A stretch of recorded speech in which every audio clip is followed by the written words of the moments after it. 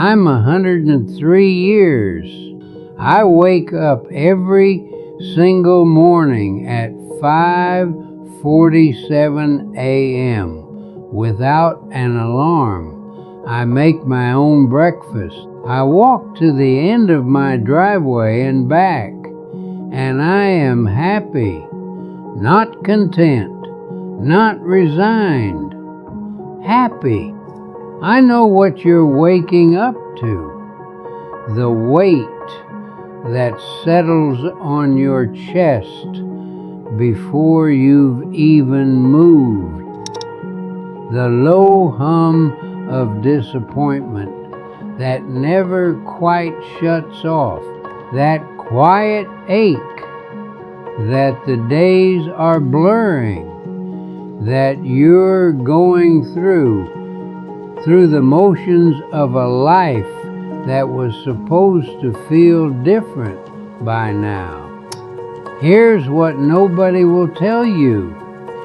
You're not waking up that way because of your age. You're waking up that way because of 5 specific things you stopped doing. I'm 103. I know exactly what they are, and I'm going to give them to you right now. Habit 1. I decide how the first 10 minutes go every single morning.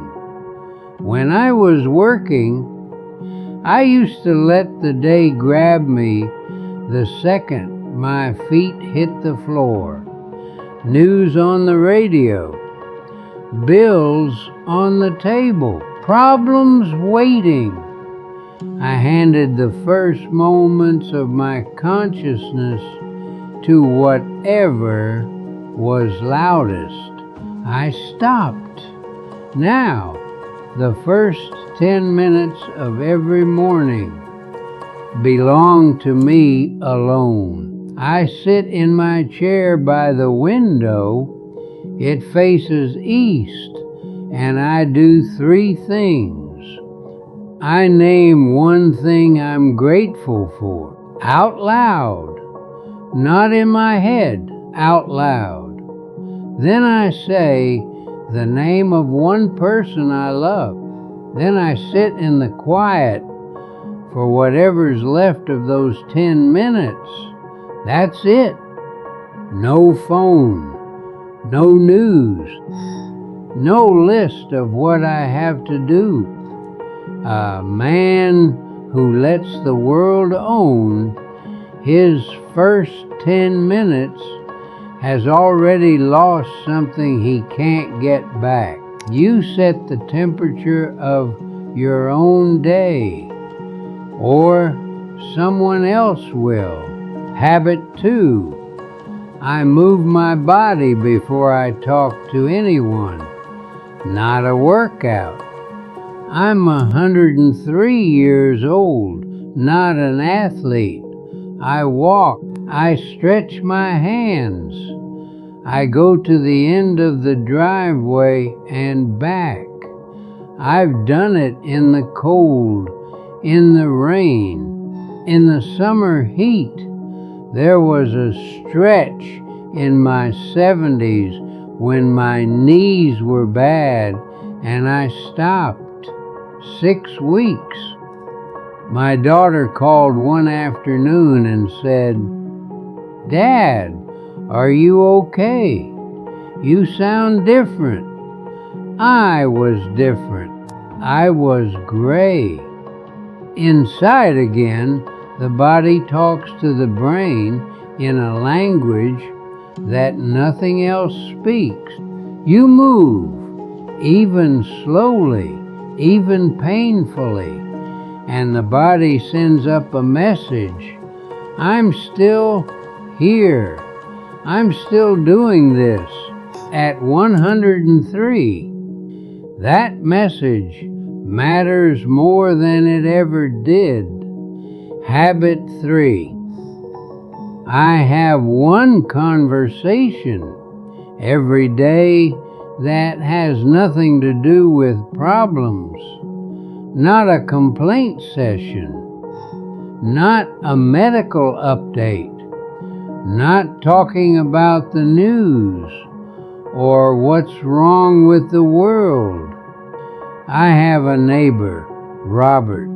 He's 71, which to me is basically a child. 3 times a week he comes by, and we play chess. We don't talk the secret. We don't talk about our health.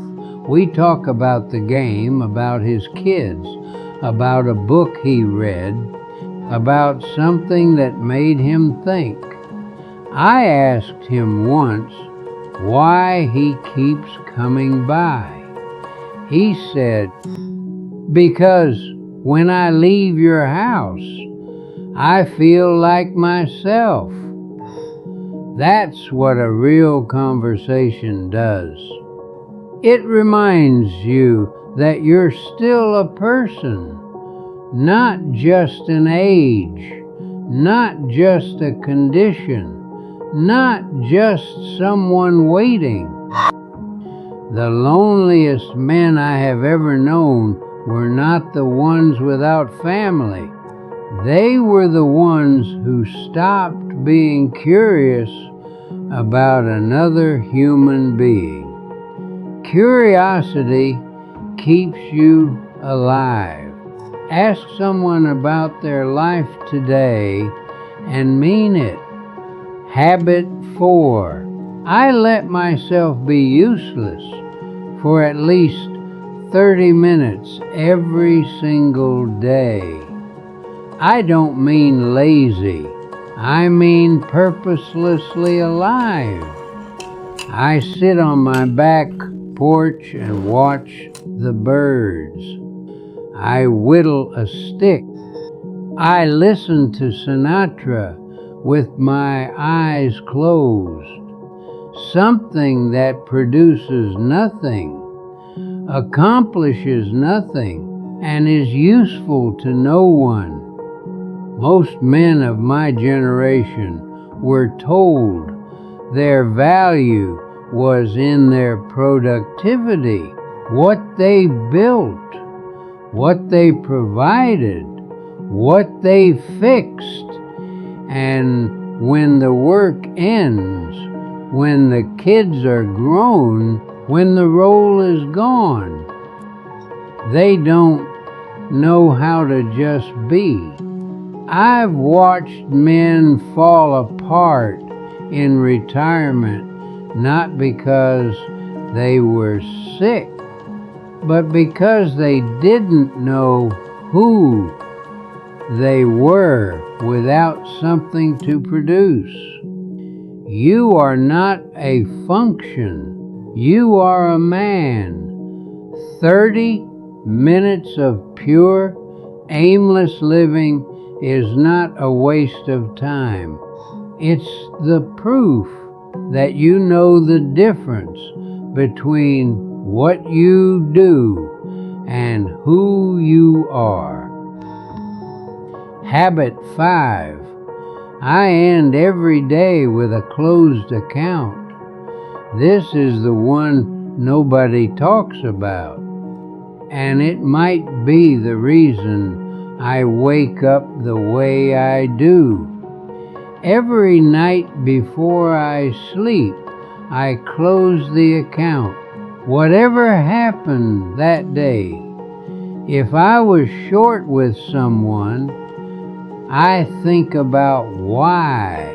If I'm holding something against someone that I know I shouldn't be holding, I work on putting it down. I don't go to sleep with unfinished business in my chest if I can help it. A man who carries yesterday into tomorrow is always tired, not from the day ahead, from the weight of every day he never put to rest. I am 103 years old. I cannot afford to waste a single morning dragging the previous night behind me. Neither can you. Close the account, not for anyone else, for yourself, so that when your eyes open tomorrow, you open them clean. The men who age hard are not the ones who lost the most. They're the ones who stopped deciding what their days were for. I'll tell you the one thing I got wrong. For most of my 50s and early 60s, what's the secret? I treated happiness like something that would arrive on its own once I'd earned it, once the mortgage was paid, once the kids were settled, once I had enough put away. I kept pushing it to later. Later came, and happiness wasn't there waiting for me. It had been waiting in the mornings, in the conversations, in the 30 minutes of doing nothing. I had walked past it for 20 years because I was too busy building toward it. I lost 2 decades thinking happiness was a destination. It is not. Don't do what I did. Don't mortgage your present for a future that arrives empty. The habits I've just given you, they don't work later. They work now. They only ever work now. I want to give you permission to do something you've probably been told you shouldn't. Stop being useful for a while. Stop performing fine. Stop filling your schedule so that you never have to sit alone with yourself. You are allowed to want to feel good, not just okay, not just managing. Good. You are allowed to make your mornings yours. You are allowed to have a conversation that has nothing to do with problems. You are allowed to sit on your back porch and watch the birds and call that a good use of 30 minutes. Nobody is going to give you that permission. Your doctor won't. Your kids won't. The world certainly won't. I'm 103 years old, and I'm telling you, you are allowed to be happy at this age. Not in spite of everything, because of everything. Because you've earned the right to choose what your days are made of. Take it. If any of this hit something in you this morning, I want to ask one thing. Don't keep it to yourself.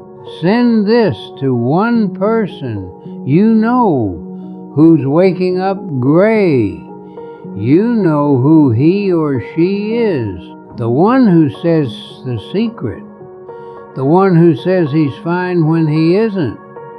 The one who's been coasting for a while. The one who might need to hear that it doesn't have to stay this way. And if you're that person, Leave me a comment. Tell me which one of these 5 you're going to start tomorrow morning. I read them. Every one.